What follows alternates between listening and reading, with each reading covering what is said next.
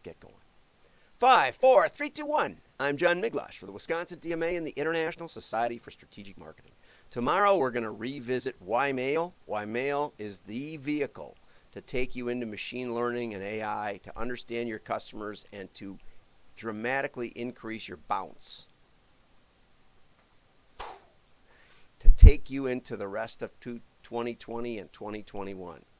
So if you're looking for a strategy, there's real money in your customer file and there's real money in machine learning. But you got to know how to set it up. Over 90% of the AI projects in marketing fail. And right now it's harder than ever because tomorrow won't be like yesterday. So you haven't got a really good basis. So you got to have somebody with wisdom to help you, right? And that's just the way it is. So we'll put up that flag shortly.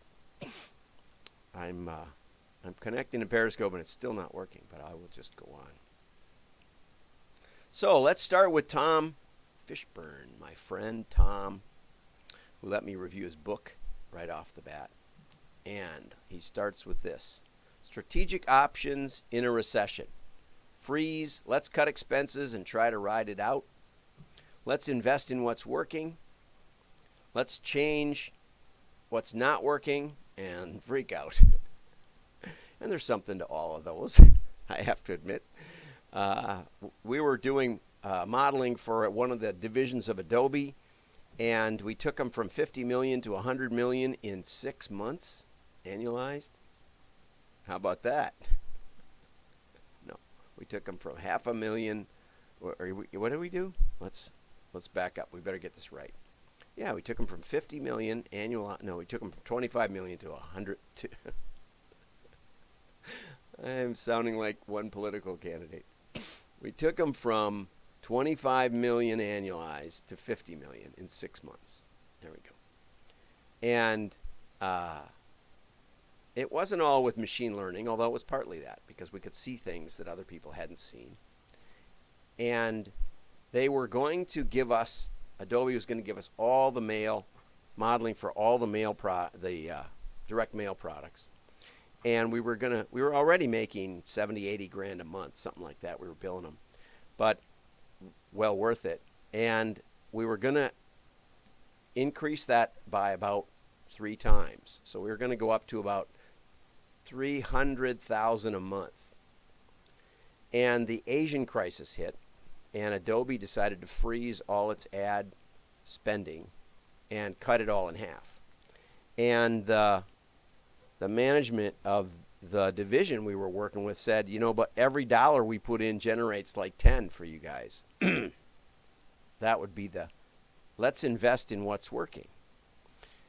They said, we're not going to let a $25 million division tell a $1 billion software company what to do.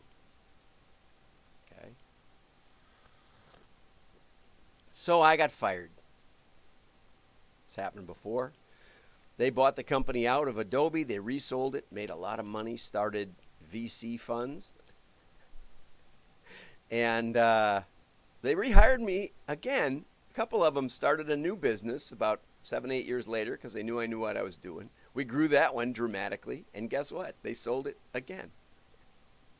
One of the guys said, I'm one of the few people who've sold 2 wonderful companies we should have kept. Anyway, those stories are fun. But anyway, so Tom says, everyone has a plan until they get punched in the mouth. This was Mike Tyson's famous response when asked by a reporter if he was worried about Evander Holyfield's boxing fight plan. There's a lot of truth in that, right? And that's the way life is. So Ritson said last week or the week before, you got 3 options: freeze, flex, or fix. But there's a great opportunity. I had a creative director who wouldn't run a test that I suggested. It was a cover test, and I've talked about it before. And he said I was going to junk up the look of his book, which was somewhat true. I have to admit, I did agree with that. But the new creative director came in and said to the artist who repeated that same theme, your job is not to decide what tests to run. Your job is to make it as unugly as possible. which we did. And it was a 40% lift. 40%. That's real money, when you're mailing 6 million catalogs. So in B2B, that's quite a bit. And so it really, really worked great. But one of the things I learned back then was that you could fire somebody. And because it was a recession, everybody go, oh, well, yeah, move on. Whereas if you fire somebody in good times, they might sue you for age discrimination or something. I don't know what happened to that guy. It's the only guy I ever really sat down and said, you're fired. But it was a good thing for everybody, at least for the company. So panic is not a strategy. Companies have a chance to repair the business. This is a strategic gift. This is a time to look at killing brands or restructuring departments. Restructuring, that's code for you're fired. Then revisiting budgets for 2021. This year is over from a strategic point of view. Just try something. And on that note, we have another great story of entrepreneurship and other crazy, and that is from The Hustle. Why sports stadiums are suddenly full of cardboard fans. And this is not an example. So diehard fans are ponying up $20 to $30 to have their photos printed and affixed to the seats at Korean baseball games, German soccer matches, and more. Okay? So in a year where there aren't going to be any fans, this coupled with Hear Me Cheer and piped into the stadiums. Would be nice if they moved too, but that's a little much to ask. They do in the original article with The Hustle. The heads are all moving, which is really funny. But let me just show you what it looks like. But first I want to tell you the story a little bit. Okay, the story is that the leagues need some money. Okay, on average, about 27% of the revenue comes from ticket sales. Now, there's a lot of overhead associated with ticket sales. The concession booths, and you got to hire ushers, and you got to hire security, and you got to do a lot of things that they won't have to do as much out. So the costs may and cleanup, obviously.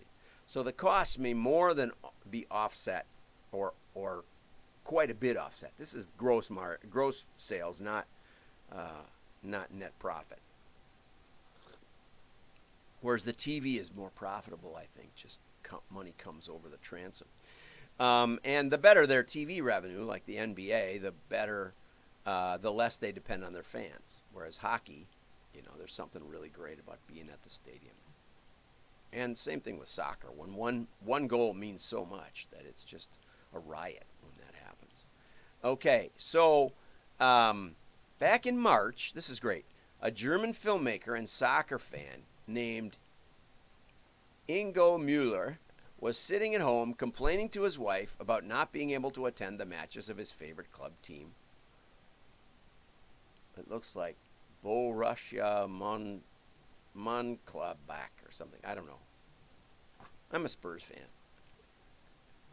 Not the San Antonio Spurs, the Tottenham Spurs.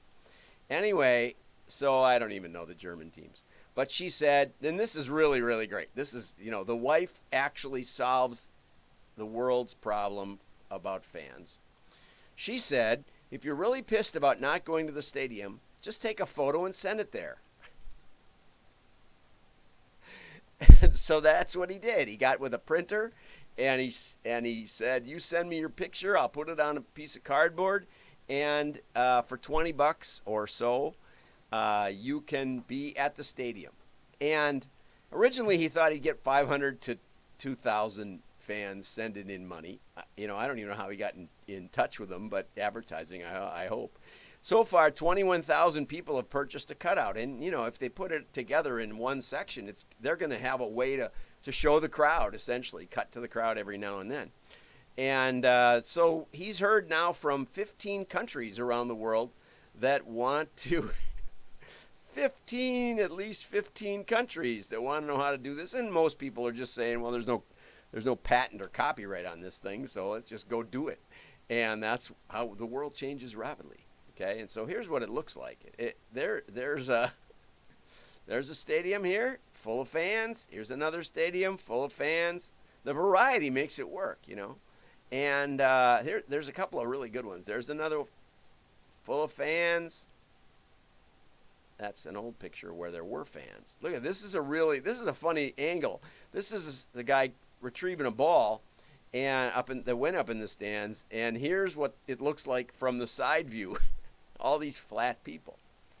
But it's not too bad. It's really not. But what I think is great is that it gives you a picture of the entrepreneurial spirit.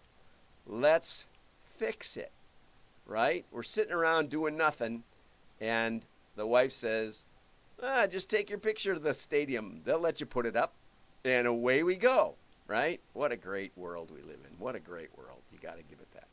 So, if you want to hear how to flex instead of panic, join me tomorrow, noon, Chicago time, for Max ROI in Chaos. We're going to talk about dealing with chaos, and we're going to talk about how to go forward. I'm John Miglosh. Like and share, comment. Your friends will think you're smart. Bye-bye.